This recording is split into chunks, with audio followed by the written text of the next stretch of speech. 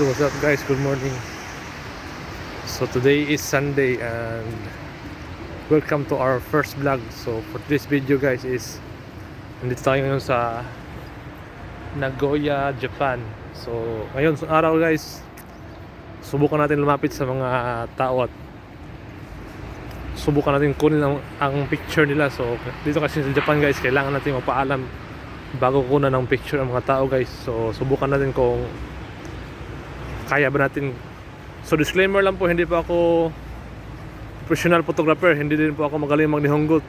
Itong akin is ano lang, lakas ng loob at kapal ng mukha lang guys. So tignan natin guys kung makakakuha ba tayo ng mga picture ngayon araw na to guys. So ngayon medyo maulan guys, walang katao-tao dito sa lugar na to.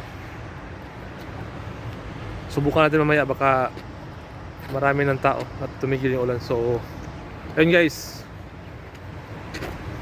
so samahan niyo ako. So tara, let's. Sumimasen. Watashi wa cameraman desu kedo, sashi no totte mo desu ka? Daijoubu desu ka? Hai, hitori zutsu desu. Daijoubu desu ka? Kawai mitai ka? Daijoubu, hitori zutsu daijoubu desu ka? 3人? もういい。1、2、3。はい、チーズ。あと1人ずつ大丈夫ですか？ちょっとだけ。笑顔出して。かわいい。1、2、3。あと。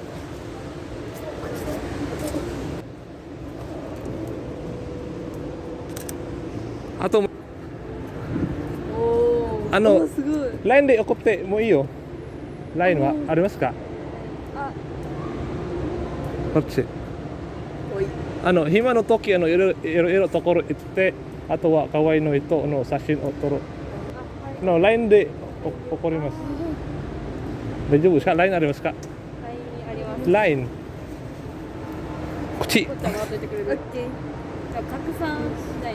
あと。